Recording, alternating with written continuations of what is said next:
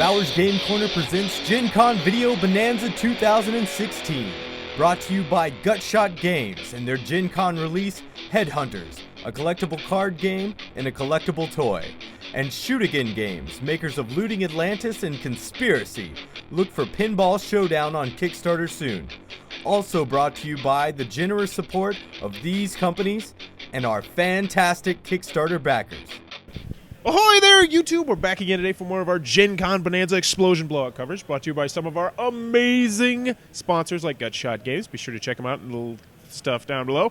And right now, I have yet another treat. I'm talking to Sen and Jay, and they are the creators of what I think is going to be one of the hits of the show, Junk Art, which is from Pretzel Games. So what is Junk Art? Junk Art is a game where you stack pieces of junk on top of each other to try and build towers of junk in the way that you're supposed to for the game that you're playing. So in the game, there are several cities that are basically the rule sets for each individual little game that we play on what we call a world tour. So you're artists, starving junk artists, going around the world demonstrating your artistic skills by building towers of junk. And each city that you go to has a different set of rules.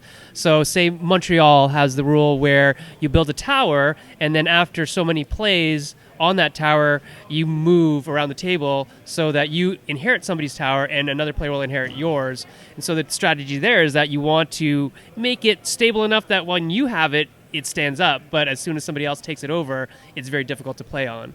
And then you might move on to Indianapolis, like where we are here for Gen Con, and that becomes a speed game where the game is no longer about how tall you can make the tower or stable you can make the tower. The game becomes how fast can I make this tower. And you go through the different cities on your world tour, and eventually, at the end of it, one of you is crowned the king of junk. Really, that's about it. Okay. Yeah. I think one of the cool differences that this game has from some other stacking type games is that the game comes with 15 different types of pieces, different shapes and sizes in 4 different colors. So it's almost like suits in a way. And we've got a card for every unique piece. So there's 60 cards, and with that kind of system, cards plus the pieces, that's allowed us to create all these different variants. So you can shuffle the cards up, you can have a hand of cards, you could be challenging people. I bet you can't put this piece on your tower, or there's a drafting variant where you're drafting cards, and then that's where you have to build the Tokyo Draft. So what's the player count on this? It goes 2 to 6. Yeah, not every variant can be played with that quantity, so there's different variants, different cities that can be played with different player counts. Very cool. So did Pretzel Games reach out to you guys? Did you guys reach to Pretzel Games? Like, how did that whole process work? This has been a long time coming. This game is, how old is it? 10, 11 years old. And when there was no Pretzel Games, Philosophia Z-Man at the time signed it, and they didn't know what they wanted to do with it. They knew they wanted to make the game, but they really didn't know how to get it out there. And then they figured out, let's just make a whole new line. And Pretzel Games was born, and that became the line that Junkyard fit best into. And so, it was called Junkyard at the time, right? And so that is kind of the story of how it got made, was that there was a lot of interest in the game, but there's no place to put it because of the how much it costs to make that kind of game, the wood game.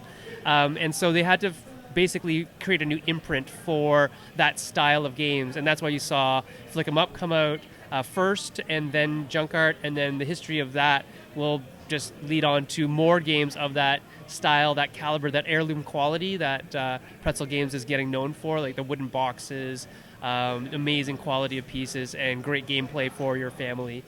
So those games that you'll want to pass down generation to generation. That's kind of the goal. Very, very cool. So that is Junk Art from Pretzel Games. I'm really excited to check this one out. I really want to try it out this weekend.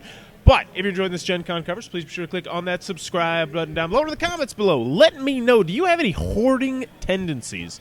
My wife always says I have hoarding tendencies. I used to have like a whole attic just full of crap that I didn't need. You guys got any hoarding tendencies? Well, I mean, I like comic books, and I like Indiana Jones memorabilia, so I've got shelves full of it. He actually has a lighted glass case that he keeps all that crap in, and he's been relegated. It doesn't keep it in. It's exploded out of it. He's been relegated to what? One room? Yeah. One room, allowed one room by his wife. I collect lots of stuff. So it's all over my house. My wife is, this summer you're buying shelves and you're going to put everything on shelves. I have still yet to buy those shelves or put anything on shelves, but apparently I need to do it or else I'm going to get in trouble. So yeah. So the answers for all three of us is yes. But let us know in the comments below. Do you have hoarding tendencies? And as always, thanks for your time, YouTube.